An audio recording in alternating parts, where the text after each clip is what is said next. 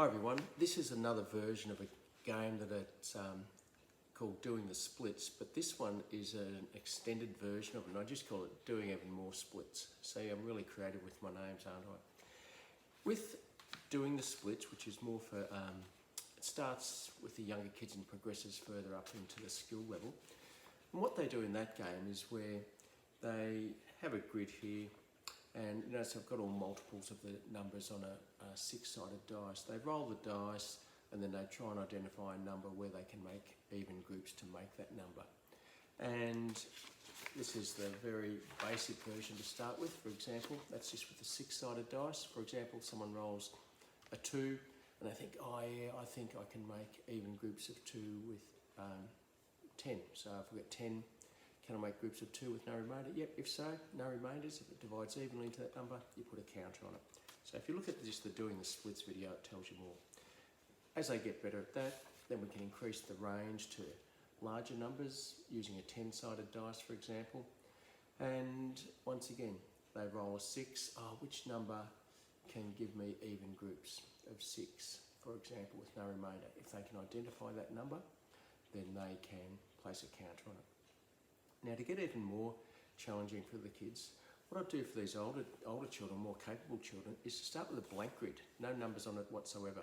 They create their numbers. So they roll 2 dice, and on mine I've got all those blank squares, and I roll 2 numbers, a 2 and a 4, a 4 and a 2, so I can put 24 or 42. Both those numbers might be pretty useful to me. And I keep going until I've filled the whole grid up. Now, ideally, we'd hope that the kids can predict multiples of the numbers that are going to be on the dice, the multiples of 2, 3, 4, 5, 6, 7, 8, 9 and 10. And they'll be the numbers there. So for example, 66, if you roll 2 6s, well, that's not going to be useful because in our number charts, it only goes up to 6 times 10, so there's no 66. I don't put the 11 times or the 12 times because we work on the base 10 system. Another example could be if a 1 and a 7 comes up. You could say, well, if the numbers can't be used, don't use them, but then often the kids don't know if they can be used or not. So a 1 and a 7, you could make 17 or 71.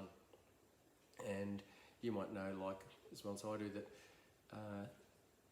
they're both prime numbers, so it's not going to come up on our chart. So either of those numbers, you might just have to put it down and just take it that, well, they're not going to be able to be used. We're hoping that they can predict multiples of the numbers that they're going to roll.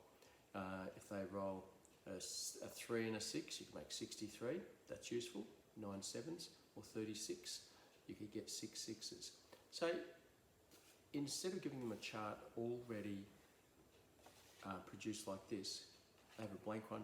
They create the numbers, and half of the learning is involved with them putting making the numbers that they want to put on their chart, and then they go and play the game as explained in the previous video. That's Doing Even More Splits. Here's what it looks like.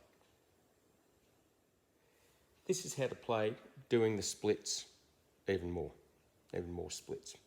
This is the basic version where the kids have a range of counters, player 1, player 2, and player 1 rolls the dice, and here's their numbers. And they're all multiples of the 6-sided numbers. For example, someone rolls a 6, they might go, 18. How many times does 6 go into 18? And to speed things up, I know it goes 3 times, no remainder, so I get to have that number. Player 2 rolls, well, they get a 1. Well, that's any number. A 2, they might know all the even numbers. But rather than just saying even number and putting a counter there, they've got to say how many times 2 will go into 12.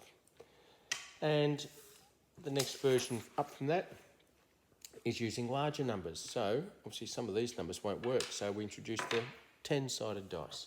A player rolls, 8. Any of these numbers are multiple of 8. And not just saying, well, I know that 48 is, but they need to say how many times does 8 go into 48.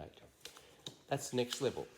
But then for these kids, this is taking it even a higher level, is what they do is they have to create their own numbers. And for example, using the 10-sided dice, you could start with just 2 6-sided dice. I prefer to use the 10s. A 4 and a 9. I can make 49 or 94. Now, I know that 49 is a multiple of 7 times 7, or it's a multiple of 7. 7 sevens is 49. So I could put 49 in. But then again, what if I went and chose 94? When I play the game later on, what are my chances of rolling a number that will be that divides evenly into 94? That could be a really challenge. So I just keep rolling. 8 and 6. Oh, I might go 68. 55. Well, that's obviously going to go in. 4 and a 9, and I'm going to go 49 again. And 7, 2, 27 or 72. I know that 9 threes is 27, 9 eights is 72. So that that's going to be a useful one. But then if I roll a number such as I said earlier, where's the 7? Come on. Well, let's go 13 or 31. I'm not going to get anything that's going to multiply to make that, so I have to choose one of the ones that's going to go 13. And when we play the game, my chances of that number coming up are very minimal. Well, so minimal that it's not even going to happen. We then play the game of doing the splits where we then roll a number, and if we've got any number that is a multiple of 6, I can put a counter on it. And for example, there we go. If I roll again, a multiple of, well, 9, that was a 9. If I had 27, I could cover it up. And so on and so forth. So that's doing even more splits. And as always, change it to suit the ability levels of your kids. Cheers.